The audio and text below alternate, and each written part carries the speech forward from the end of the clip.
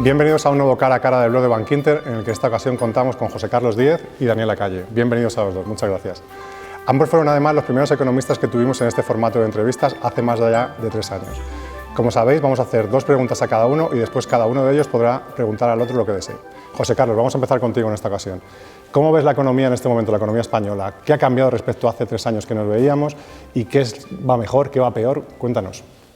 Bueno, estamos viendo, hemos tenido contabilidad nacional hoy y la economía ha perdido algo de fuerza, pero sigue teniendo un crecimiento próximo al 2,5 y ahora menos tirado por exportaciones. Hemos tenido un año pasado bastante intenso de exportaciones y el último semestre ha perdido un poquito de fuelle, pero bueno, es una economía comparada con hace 3 años que ha soportado un nivel de crecimiento alto y muy favorable, muy apoyada por el Banco Central Europeo, tanto por bajada de tipo de interés como por la depreciación del euro y por la bajada del precio del petróleo. Ahora que estamos viendo el petróleo subir y el tipo de cambio apreciarse, pues estamos viendo que está perdiendo algo de fuelle, pero mantiene un crecimiento sólido. Muy bien. Dani, tu visión de la economía española, ¿cómo estamos actualmente? Yo creo que si miramos precisamente esos retos, ¿no?, de los que comentaba José Carlos, la economía española ha demostrado precisamente en el año 2017, en el que los precios del petróleo subieron y en el que empezaron a subirse los tipos de interés a nivel global, etcétera, pues un nivel de fortaleza muy superior. Creo que hemos cerrado el año con superávit primario prácticamente y con un déficit comercial muy controlado, que está muy bien. Se están creando alrededor de 600.000 puestos de trabajo anualizados y el consumo, que es la parte, digamos, que más positiva de los últimos datos, es muy positivo. Entonces yo creo que la economía está bien preparada para un entorno del 2018 que claramente ya muestra señales de desaceleración en muchas de las economías del mundo. Hemos visto los datos de China, hemos visto los datos de Japón, el cuarto trimestre, un crecimiento horroroso. Entonces, creo que la economía en general está bien preparada, tiene viento de cola y todavía tiene muchas cosas que hacer, claro, por supuesto, ¿no? Perfecto. Y vamos a hablar un poquito de las pensiones ahora, que está muy en boca de todo el mundo. ¿Qué pensáis? ¿Cuál sería vuestra receta para solucionar el tema de las pensiones que están todos los partidos que no acaban de ponerse de acuerdo? El primero es despolitizarlo, ¿no? O sea, la utilización política y maniquea de las pensiones es, bueno, pues puede ser electoralmente rentable, pero no tiene justificación, ¿no? Las pensiones son un tema de Estado y existe un sistema de capitalización, de reparto. Tenemos un sistema de reparto que está garantizado por el Estado. Y por lo tanto hay que verlo como lo que es el 12% del Producto Interior Bruto y no tiene absolutamente ningún problema desde ese punto de vista. Lo que hay que hacer es que sea sostenible, como en todos los sistemas de reparto que hay en Europa. Y ahí es donde pues, las conversaciones que está teniendo el Pacto de Toledo llegarán a sus conclusiones. Pero a mí lo que me parece es que lo que tenemos que hacer es desligar el tema de las pensiones de 2 cosas. Uno, de que parezca que sea como una especie de decisión política, no lo es, ¿no? Segundo, en algún momento tendremos que movernos a un sistema en el que haya una parte de capitalización, como tienen los países nórdicos, y una parte de reparto, y que todo el mundo sepa qué es lo que está contribuyendo y cuánto tiene para sí mismo, ¿no? José Carlos, ¿cuál sería tu receta? Pues hombre, lo primero es aumentar los ingresos, ¿no? Hay 2 formas de resolver, ¿no? El sistema estaba equilibrado en el 2011, los ingresos eran igual a los gastos y ahora mismo hay un agujero de 20.000 millones. Entonces, o subir los ingresos o recortar los gastos, ¿no? No hay mucho más. Se ha optado por la opción de congelar las pensiones y recortar los gastos de manera de ilusión monetaria. O sea, los pensionistas tienen el mismo dinero en el banco, pero la inflación sube, ¿no? Y eso les hace empobrecerse. Y por eso después de 5 años han cabreado y han salido a la calle. Vamos, es la primera vez en la democracia que salen a la calle, o sea que algo habrá sucedido.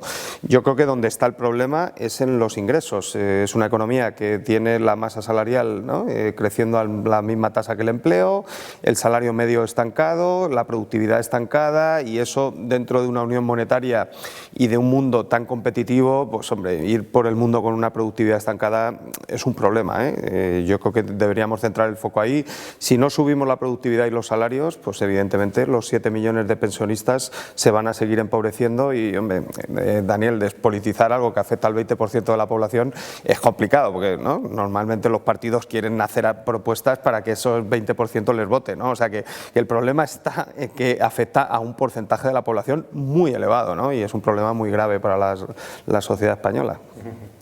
Perfecto, pues pasamos a la parte ya de las preguntas. José Carlos, intercederías ahora por Daniel. ¿Qué le querrías preguntar? ¿Qué quieres saber de Daniel?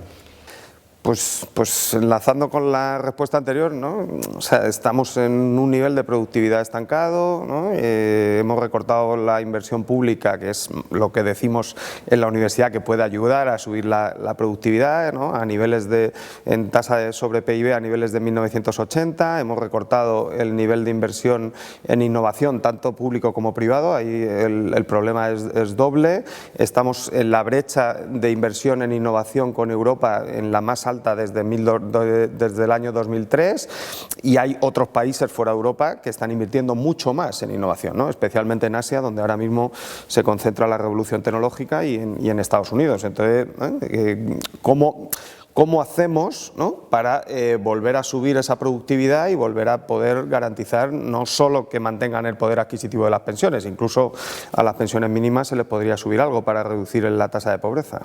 El problema de la productividad y del crecimiento de la productividad no es un problema exclusivamente español, es un problema de todos los países desarrollados. El crecimiento de la productividad en Estados Unidos en los últimos 5 años ha sido prácticamente cero. En la Unión Europea, salvo un par de países, también muy pobre. Es verdad que hay que invertir. La cuestión es que en la Unión Europea y en España también, en el debate económico y político, siempre se habla de la inversión desde el punto de vista de gasto y no se habla desde los resultados. Ya en la época en la que nosotros teníamos un nivel de inversión superior en I+D y el número de patentes era no solamente muy inferior, sino de los peores registradas, patentes registradas de los peores de nuestros países comparables.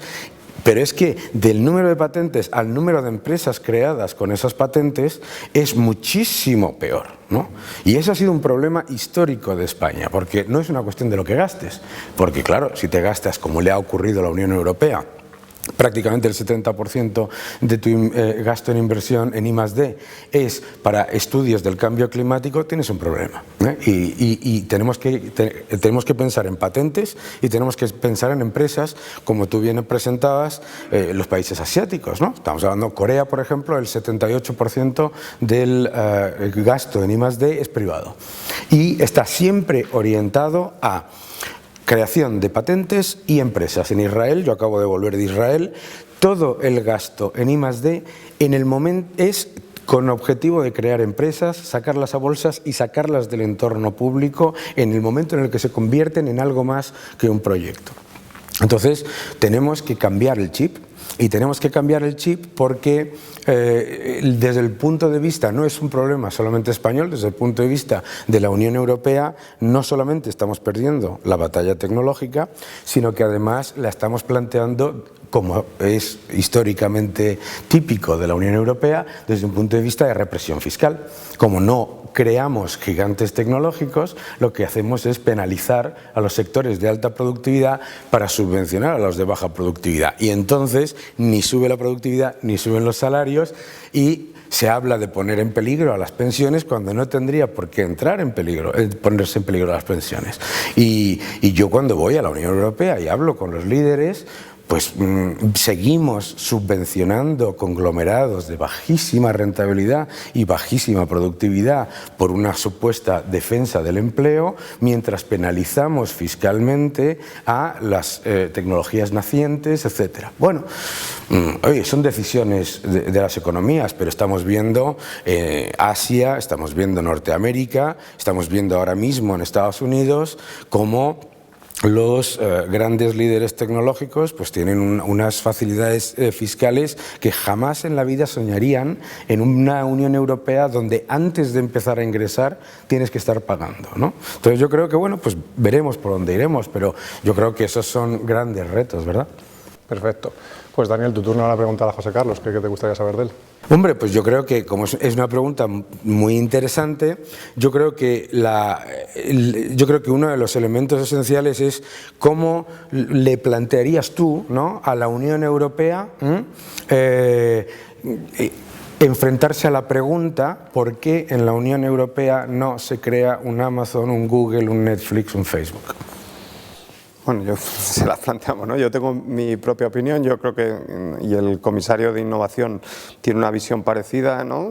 Tenemos un nivel de conocimiento tecnológico más elevado que cualquier otra área, o sea, el nivel de paper académicos que se publican sobre ciencia y tecnología en Europa es 1/3 de lo que se publica en el mundo, pero como ha dicho Daniel, eso no se traduce ni en patentes, que estamos en un número de patentes por debajo de otros países, y sobre todo en empresas y en empleo, ¿no?, que es lo que al final genera desarrollo económico, ¿no? La patente no genera desarrollo, sino es la empresa la que genera el desarrollo, ¿no? Yo creo que hay un componente, no sé si fiscal, porque ¿no?, la Unión Europea no tiene fiscalidad, o sea, no pone impuestos ni nada, o sea, que no creo que sea la culpa de la Unión Europea lo de los impuestos.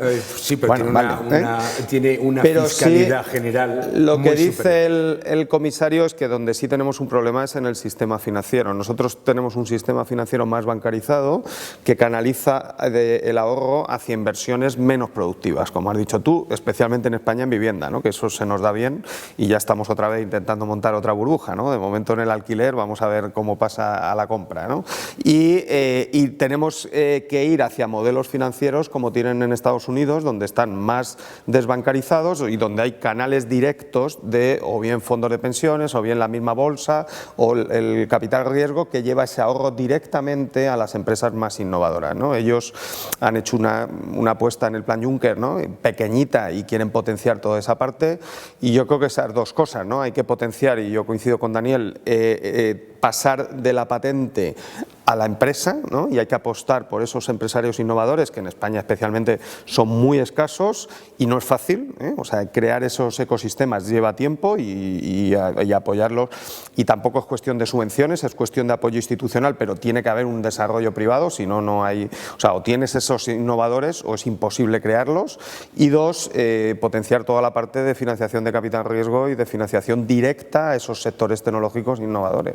Perfecto. Pues muchísimas gracias a los dos y seguimos toda la actualidad a través del blog de Bankinter. Gracias.